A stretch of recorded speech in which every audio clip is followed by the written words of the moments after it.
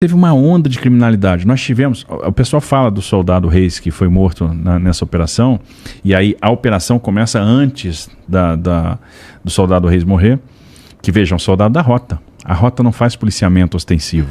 A rota faz combate ao crime organizado. A rota estava lá porque estava já em operação. Tá. Então, o que é interessante, porque o nome é Rondas Ostensivas Tobias Aguiar. Mas é uma tropa especial, né? Então, ela não está naquele policiamento rotineiro ostensivo que a rota tipo não faz o isso. BOP da PM do Rio de Janeiro. Mas é por aí. Tá.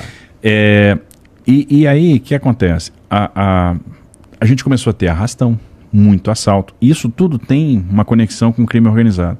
A gente começou a ter policiais veteranos mortos. Opa, nós temos que dar uma resposta. A sociedade está precisando de uma resposta. Tanto é que quando você conversa com a população do Guarujá, né, tira o filtro da mídia, vai lá conversar com as pessoas, o cidadão comum, o empresário, o comerciante, o morador, né, a pessoa que trabalha no hospital. Eu tive essa curiosidade. O apoio popular à operação é muito grande. Que as pessoas não aguentam mais o crime. Não aguentam mais ser escravizadas pelo crime. Então nós tivemos policiais mortos, policiais veteranos, né? Então montamos uma operação que era uma operação abafo, uma operação asfixia, para tentar, por meio da inteligência, detectar pontos de armazenamento de droga, fazer a prisão de traficantes, liderança do crime organizado, e começamos. Na operação, num determinado dia, que foi o dia 27, a operação começou dia 23, saindo do túnel da Vila Zilda, nós tivemos, você sai do túnel, tem uma árvore frondosa aqui que era um ponto de espera do crime, e esses caras, 3 caras, atiraram contra a viatura da rota que entrou inadvertidamente numa rua sem saída. E eles acertaram 2 policiais, um na mão, e o soldado Reis, né, com uma bala que transfixou o seu corpo, né, pegou ele na lateral, e ele acabou falecendo. E aí houve uma intensificação das ações. Quando falam, nós tivemos 16 mortos na operação, a gente não quer o confronto, ninguém quer o confronto, isso aí só traz problemas, só traz dor, etc. Mas a gente tem que entender como foram esses confrontos. Não foi assim, os caras entraram e mataram 16, não. Um dia teve um confronto com um grupo, num determinado local, morreu 1. Outro dia morreram 2. No outro confronto morreram 3. No outro dia morreu 1. Cada confronto tem uma história. Por exemplo, quando saem os nomes das pessoas, e até alguns jornais, alguns veículos deram a ficha criminal dos sujeitos que morreram, às vezes a pessoa não qualifica. O cara não vai falar que o Fábio Oliveira, o Barrabás, que era o líder do PCC na Baixada Santista. Esse foi um dos caras que foi a óbito em confronto com a polícia. Quando você fez a operação de asfixia no Guarujá, qual foi a ideia dos caras? Bom, vamos fazer então um ataque em Santos para ver se eles deslocam o efetivo do Guarujá para Santos. Não fizemos isso. Nós fizemos, botamos mais efetivo em Santos e mantivemos o efetivo do Guarujá.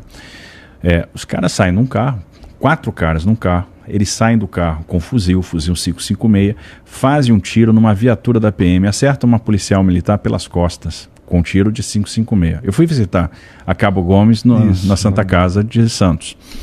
O tiro parou na coluna vertebral dela, na vértebra. Fuzil 556, arma de forças armadas, arma que você usa em operações militares, combate.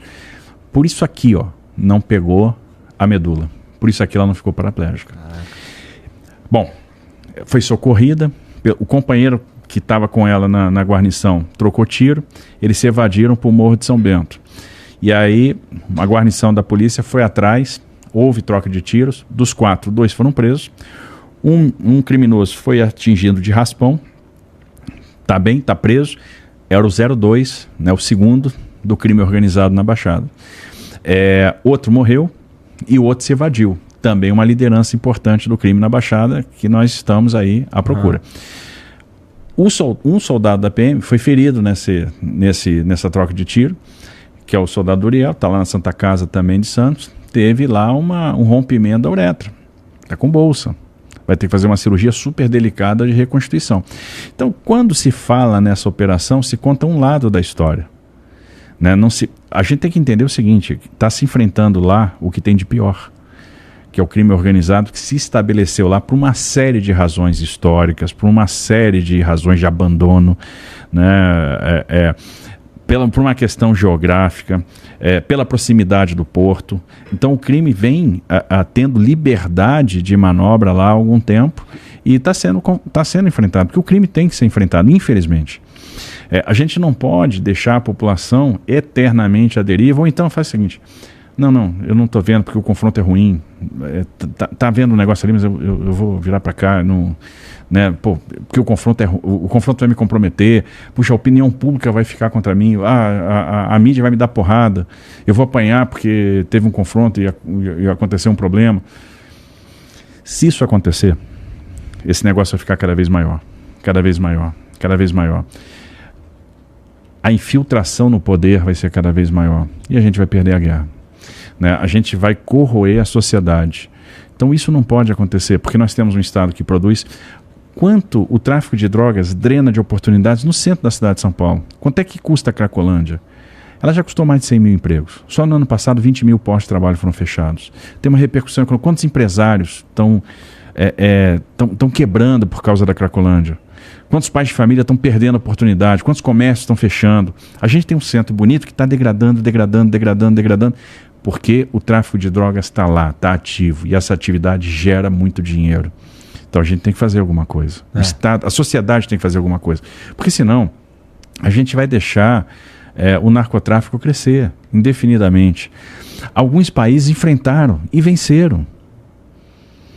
A Colômbia mudou completamente, enfrentando o cartel de Medellín, né, com uma série de ações. E, obviamente, não é só um enfrentamento policial. Eu tenho que vir com ação social depois, eu tenho que resgatar essas pessoas, tirar essas pessoas das mãos dos criminosos. Eu tenho que entrar com habitação. Olha a quantidade de palafita que você tem na Baixada Santista, pessoas que vivem mal, que passam necessidade, pessoas que foram esquecidas pelo Estado. A gente tem que trazer novidade para a Baixada, a gente tem que trazer emprego para a Baixada.